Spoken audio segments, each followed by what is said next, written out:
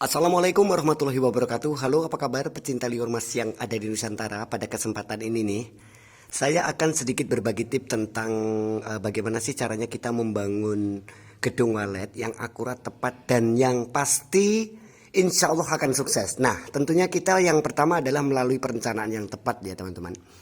Kenapa berulang kali saya sampaikan bahwa penyesalan itu datangnya belakangan, itu sudah pasti ya.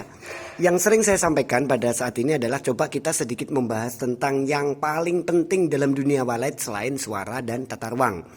Yang tidak kalah pentingnya adalah bagaimana sih caranya kita itu mempersiapkan yang namanya sirip.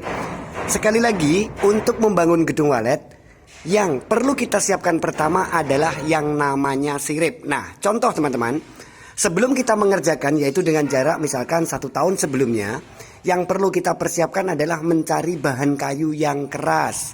Sekali lagi, mencari bahan kayu yang keras. Karena kayu yang keras itu apabila kita pakai, dia akan menghasilkan sarang-sarang yang putih. Apa sih alasannya?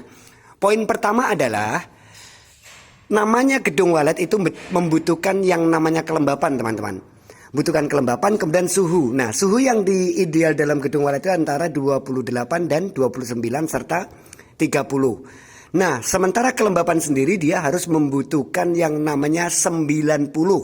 Kisaran 90 itulah yang dibutuhkan kelembapannya dalam gedung walet. Nah, secara otomatis kalau kita memakai kelembapannya 90, kemudian kayu kita itu kayu-kayu yang lembek, kayu-kayu yang tidak keras, maka akan berakibat ikut juga ikut juga lembab, sehingga kadang-kadang sarang yang menempel itu biasanya akan menjadi kuning karena sifatnya yang namanya air ya, liur itu adalah air kemudian dipoleskan kemudian menjadi sarang ya.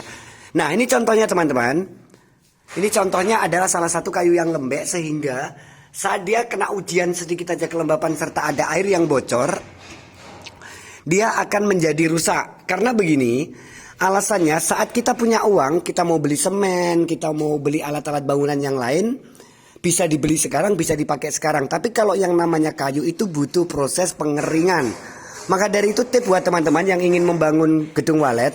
Poin pertama yang kita lakukan bagaimana kita mencari kayu yang berkualitas. Contohnya kayu mahoni, kayu apa sajalah yang ada di daerah masing-masing ya.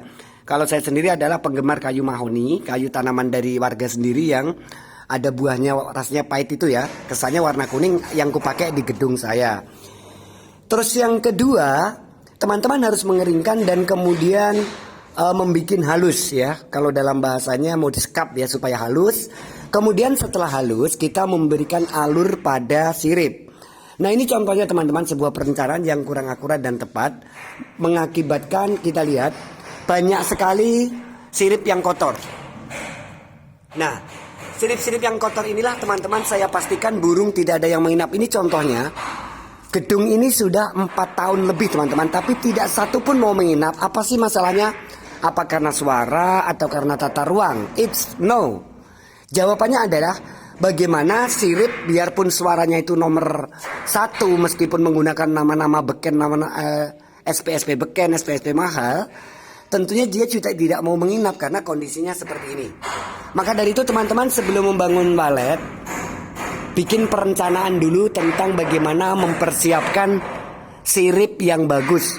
Aduh, suaranya detok-detok ya, suaranya kencang sekali karena sementara teman-teman kerja. Dan ini gedung ini ukurannya tidak main-main teman, 40 kali 20. Jadi semuanya hampir kayak begini. Jadi ini adalah tugas saya harus menyemprot. Nah, apabila teman-teman sekarang ini mengalami seperti ini, yang bisa kita lakukan adalah membersihkan dulu kemudian menyemprot pakai jamur Indo, karena jamur Indo memang sudah terbukti.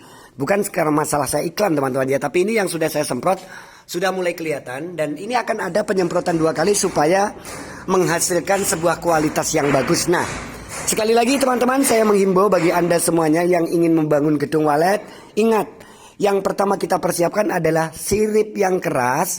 Kemudian mengupayakan bagaimana lantai dan lain sebagainya itu harus dalam keadaan bersih. Apabila lantainya itu berdebu, maka yang menimbulkan bau apek, bau-bau gudang itulah yang tidak disukai oleh burung walet. Dan kita semuanya, orang-orang pewalet para senior saya sudah sepakat bahwa bau apek kemudian berjamur tidak ada penghuninya. Dan ini sudah ada contoh salah satunya. Ayo kita membangun gedung walet tentunya dengan perencanaan yang perencanaan yang tepat supaya kita semua jadi sukses. Sekian dulu, kita akan jumpa lagi bagaimana caranya gedung ini berubah menjadi sekat-sekat, dan nanti saya akan terus menginformasikan. Mudah-mudahan gedung yang saya kerja ini bisa sukses, dan saya mohon doa restunya buat teman-teman semuanya. Oke, sekian dulu. Wassalamualaikum warahmatullahi wabarakatuh.